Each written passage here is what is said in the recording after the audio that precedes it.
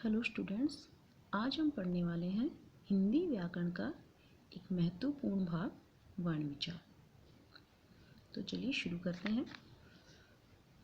सबसे पहले हम वर्ण की परिभाषा पढ़ते हैं। वर्ण कहते किसे हैं? भाषा की सबसे छोटी इकाई को वर्ण कहते हैं। वर्ण किसे कहते हैं? भाषा की सबसे छोटी इकाई को वर्ण कहते हैं। अब पढ़ते हैं वर्णमाला। वर्णमाला क्या होता है? वर्णों के व्यवस्थित समूह को वर्णमाला कहते हैं। वर्णों के व्यवस्थित समूह को वर्णमाला कहते हैं। फिर से देखिए, वर्ण किसे कहते हैं? भाषा की सबसे छोटी इकाई को वर्ण कहते हैं। ठीक है। वर्णमाला वर्णों के व्यवस्थित समूह को वर्णमाला कहते हैं। अब हिंदी में उच्चारण के आधार पर 45 वर्ण हैं। ठीक है। वर्णों को दो प्रकार के आधार पर बताया गया है, उच्चारण के आधार पर और लेखन के आधार पर। तो हिंदी में उच्चारण के आधार पर कितने वर्ण हैं? 45 वर्ण हैं। एवं लेखन के आधार पर 52 वर्ण हैं। ठीक है। उच्चारण के आधार पर 45 अर्थात 45 वर्ण हैं और लेखन के आधार पर 52 वर्ण हैं, 52 वर्ण हैं। अब उच्चारण के आधार पर स्वर कितने हैं? 10। उच्चारण के आधार पर स्वरों की संख्या है 10 एवं व्यंजन है 35। उच्चारण के आधार पर स्वरों की संख्या है 10 एवं व्यंजन है 35 एवं लेखन के आधार पर स्वरों की संख्या है 13 एवं व्यंजन है 35। उच्चार है संयुक्त व्यंजन। ठीक है। उच्चारण के आधार पर स्वर 10 हैं एवं व्यंजन है 35 एवं लेखन के आधार पर स्वरों की संख्या है 13, व्यंजन है 35 एवं संयुक्त व्यंजन है 4। ठीक है।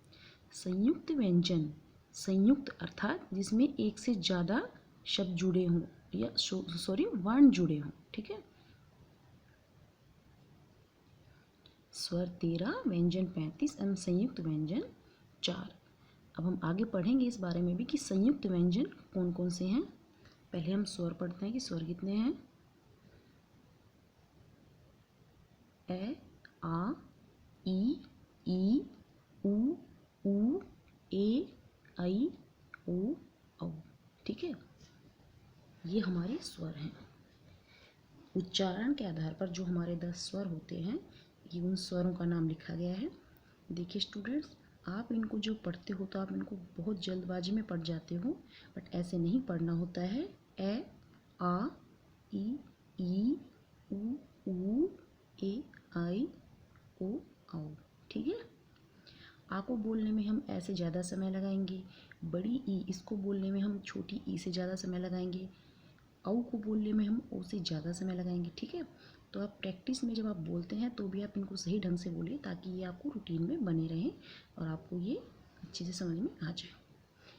तो ये तो हो गए हमारे स्वर। व्यंजन कौन से हैं? क से ह तक। ठीक है। क से ह तक हमारे व्यंजन हैं। अब आपके मन में आ रहा होगा कि जो अंग और अह हैं वो क्या है? ठीक है। अंग और अह जो होते हैं वो अयोगवाह होते हैं। हम इनको स्वर या व्यंजन में नहीं गिनते हैं। अंग और अह को हम अयोगवाह मानते हैं। ठीक है। अब हम फिर से आते हैं संयुक्त व्यंजन पर। ठीक है। अब संयुक्त व्यंजन में हमने पढ़ा क्ष, त्र, ज, श्र। ठीक है। क्ष, त्र, ज, श्र। क्ष जो है ये क और श से बना है। ठीक है। क्ष जो है ये क और श से बना है, तो ये एक संयुक्त व्यंजन है। फिर है त्र। त्र जो है ये त और र से मिलकर बना है। ठीक है। ये भी एक संयुक्त व्यंजन है। ज, ज और य से मिलकर बना है, ये एक संयुक्त व्यंजन है। श, ये श और र से मिलकर बना है, तो ये भी एक संयुक्त व्यंजन है। तो ये आप ध्यान में रखिएगा कि अगर संयुक्त व्यंजन की बात हो तो कितने संयुक्त व्यंजन होते हैं? संयुक्त व्यंजन 4 होते हैं, क्ष, त्र, ज और श। कई बार इसके बारे में कॉम्पिटिटिव एग्जाम्स में भी पूछा जाता है, तो कि ये कौन सा वर्ण है, या फिर इनमें से संयुक्त व्यंजन कौन सा है, या फिर संयुक्त व्यंजन के नाम लिखिए। ठीक है, तो आप प्लीज़ इसको ध्यान में रखिएगा। नेक्स्ट हम चलते हैं स्वरों का वर्गीकरण। अब ये वर्गीकरण हमने किस आधार पे किया है?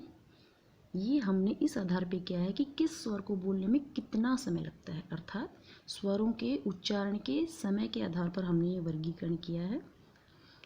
पहला वर्गीकरण हम पढ़ते हैं ऋष्व स्वर।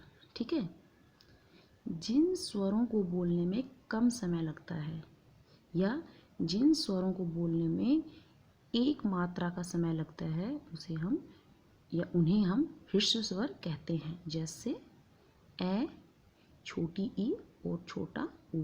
ठीक है, ध्यान में रखिएगा। उच्चारण में लगने वाले समय के आधार पर स्वरों का वर्गीकरण कितने प्रकार के होते हैं? 3 प्रकार के होते हैं, ह्रस्व स्वर, दीर्घ स्वर और प्लुत स्वर। ह्रस्व स्वर कौन से होते हैं? अ, ई, उ। इनको बोलने में कम समय लगता है, या ये कह सकते हैं कि इनको बोलने में एक मात्रा का समय लगता है। ठीक है, इनको हम ह्रस्व स्वर कहते हैं। दीर्घ स्वर, इनको बोलने में ह्रस्व स्वर से ज़्यादा समय लगता है। ठीक है, या ये भी बोल सकते हैं कि दीर्घ स्वर को बोलने में 2 मात्रा का समय लगता है, उनको हम दीर्घ स्वर कहते हैं, जैसे आ, बड़ी ई, बड़ा ऊ। ठीक है, ये सिर्फ मैंने एग्जाम्पल के तौर पर आपको 3 स्वर बताए हैं। इसके अलावा भी बहुत से स्वर हैं जिनको हम दीर्घ स्वर में गिनते हैं। नेक्स्ट है प्लुत स्वर। प्लुत स्वर वो होते हैं जिनको बोलने में दीर्घ स्वर से भी ज़्यादा समय लगता है। ठीक है, प्लुत स्वर कौन से होते हैं? प्लुत स्वर वो होते हैं जिनको बोलने में दीर्घ स्वर से भी ज़्यादा समय लगता है, जैसे राम। ठीक है, नॉर्मली हम ऐसे तो नहीं बोलेंगे राम, इतना लंबा तो नहीं लेके जाएंगे रा को, लेकिन जब आप किसी को पुकारते हो, जैसे किसी नाटक वगैरह में, ठीक है, कोई प्ले हो रहा है, वहाँ पर जब अगर किसी का नाम बुलाया जाए, जैसे हम बोलेंगे राम, तो प्ले में तो हम ऐसे नहीं बोलेंगे राम, वहाँ पर रा को बहुत लंबा लेके जाया जाएगा, राम। ठीक है, तो इसे हम प्लुत स्वर में मानेंगे। तो स्टूडेंट्स, आज आपने पढ़ा है वर्ण विचार, वर्णों के बारे में पढ़ा है। आई होप कि ये टॉपिक आपको अच्छे से समझ में आ गया होगा। फिर से एक बार आपको रिवाइज करवा देती हूँ। वर्ण किसे कहते हैं? भाषा की सबसे छोटी इकाई को वर्ण कहते हैं। वर्णमाला, वर्णों के व्यवस्थित समूह को वर्णमाला कहते हैं। हिंदी में उच्चारण के आधार पर 45 वर्ण हैं, लेखन के आधार पर 52 वर्ण हैं।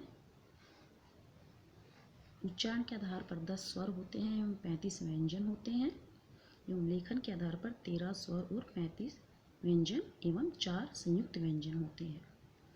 यहाँ पर हमने स्वरों का नाम लिखा है कि उच्चारण के आधार पर कौन कौन से स्वर होते हैं।